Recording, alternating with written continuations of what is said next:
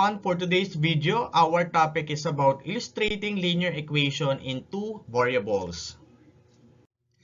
A linear equation in two variables is an equation that can be written in the standard form ax plus by equals c, where a, b, and c are real numbers and a and b are both non-zero.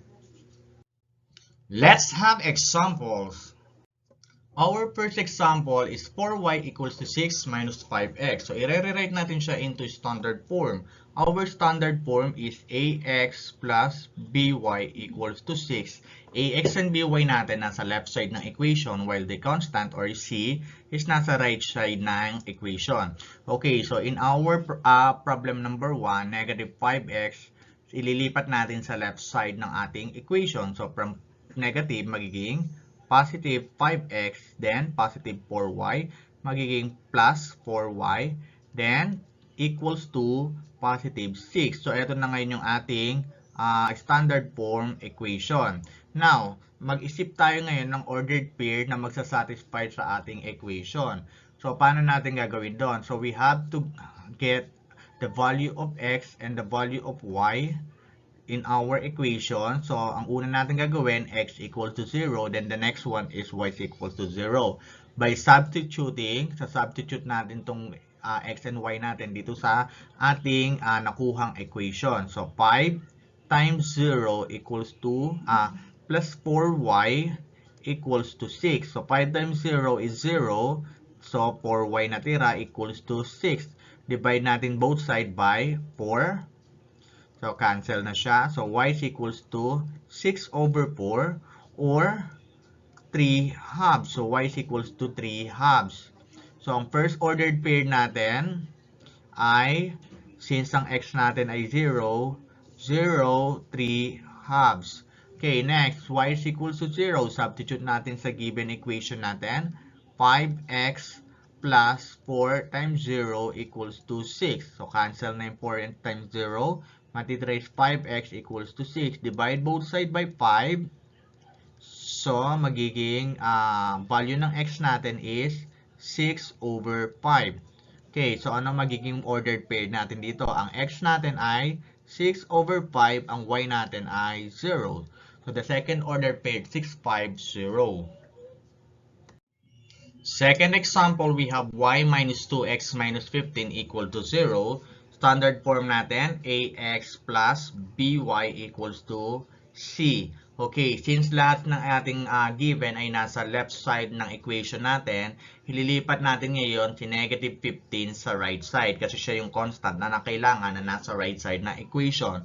So, from negative 15, magiging positive 15 na siya. So, bali ang magiging remaining equation natin or remaining na given natin, y minus 2x equals to positive 15. Kaya lang, kailangan ang ating ordered, ang ating sequence, dapat mauuna yung ax sa by. Okay, so ang ating equation, uunahin natin si negative 2x. So, bali magiging negative 2x plus y equals to 15. Then, kailangan maging positive yung ating ax, kaya imumultiply natin by negative 1 sila both side. Negative 1 times negative 2 is positive 2x. Negative 1 times negative y is negative y. So, negative y. Then, negative 1 multiplied by 15 is negative 15. Now, this is the equation in standard form. 2x minus y equals to negative 15. Now, let's find two ordered pair that satisfy the equation. So, kahanap tayo ngayon ng dalawang ordered pair. So, gagawin natin x equals to 0. Then, the other one is y is equals to 0. Isa-substitute natin yung x and y natin sa given equation. So, x is equals to 0, magiging 2 times 0 minus y equals to negative 15. Cancel, so negative y equals to negative 15. To get the value of y, positive value of y, divide natin both sides by negative 1. So, cancel. Y is equals to positive 15. Okay. So, ang ordered pair natin is, x natin is 0, then y is 15. The second ordered pair, y is equals to 0. So, bali magiging 2x minus 0 equals to negative 15. So, matitira is 2x equals to negative 15. Divide natin by 2. So, x equals to negative 15 over 2. So, ang ordered pair natin is negative 15 over 2 yung x. And then, yung y natin ay 0. So, yan na ngayon yung two ordered pairs na kailangan natin to satisfy our equation. For the next example, we have negative 3y equals negative 2x plus 6. Okay, so our standard form is ax plus by equals to c. So kung mapapansin natin, ang ililipat lang natin from the other side ng equation ay si negative 2x. So ililipat natin siya sa left side ng ating equation. So from negative 2x magiging positive 2x, then minus 3y equals to positive 6. So, ito na ngayon yung standard form ng ating equation. Okay, now, let's find ordered pair that satisfied our equation. X equals to 0, then the other one is y equals to 0. Substitute natin yung x and y natin sa ating equation.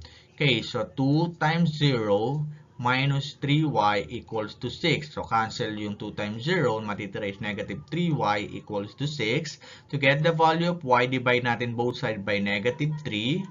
Cancel negative 3. So, y is equals to 6 divide negative 3 is negative 2. So, ang value ng y natin is negative 2. So, our first ordered pair, x is equal to 0, then y values natin is negative 2. So, therefore, ang first ordered pair natin is 0, negative 2.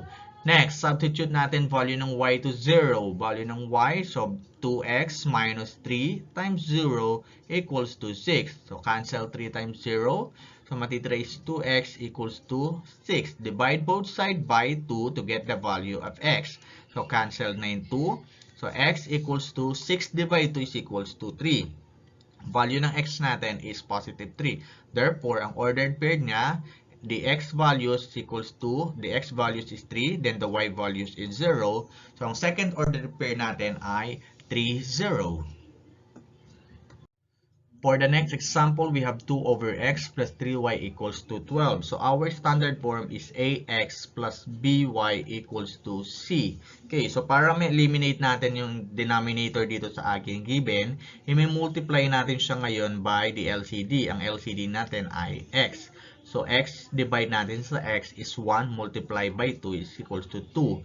Next, x divide 1 is x multiplied by 3 is positive 3xy. Then, x divide 1 is x multiplied by 12 is equals to 12x. Okay, so kung mapapansin natin, may terms tayo na mayroong 2 variables. Okay, kapag may terms na yun na mayroong dalawang variables, hindi siya makukonsider na linear equation dahil kada term natin dapat ay meron lang tayong one variable plus and another one variable and then equals sa constant. Since two variables yung ating nakita sa given equation, so therefore hindi siya linear equation. Another example, 2x minus 5y squared equals to 10. So our standard form is ax plus by equals to c.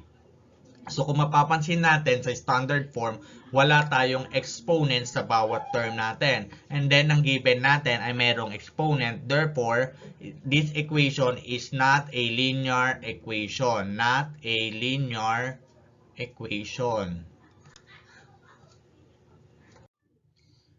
Next example, 3 over x plus 5 over y equals to 7. So, para masulat natin siya ng standard form na ax plus by equals to c, i-multiply natin both sides yung ating given into the LCD. So, ang LCD niyan ay xy1. So, ang LCD ay xy. So, multiply natin by xy.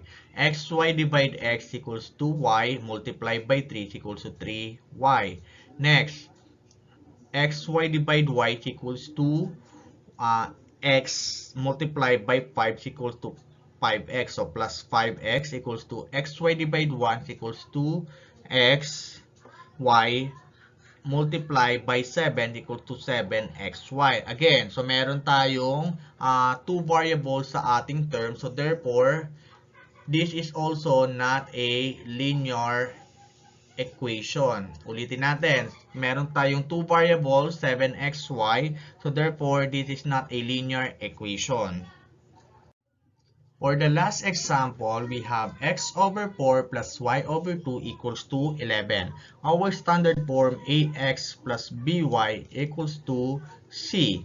So to eliminate the denominator, we have to multiply it both sides by the LCD. We have 4, 2, and 1. So ang LCD natin ay 4.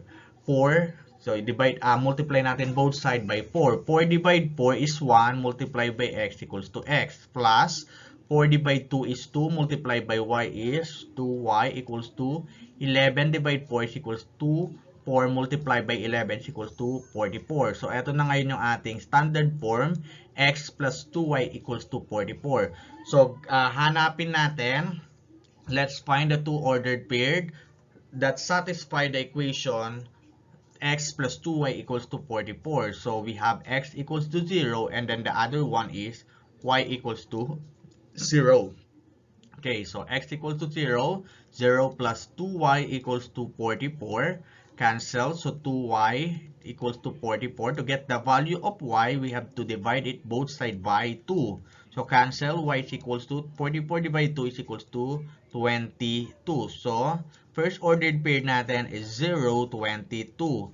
The other ordered pair, y is equal to 0. So therefore, x plus 2 times 0 is equals to 44. So, cancel na yung ating 2 times 0. Cancel. So, matitrace x equals to 44. Therefore, ang ordered pair natin, the second ordered pair is 44, 0. So, eto yung dalawang ordered pair na magsasatisfied sa ating equation. 0, 22, and 44, 0.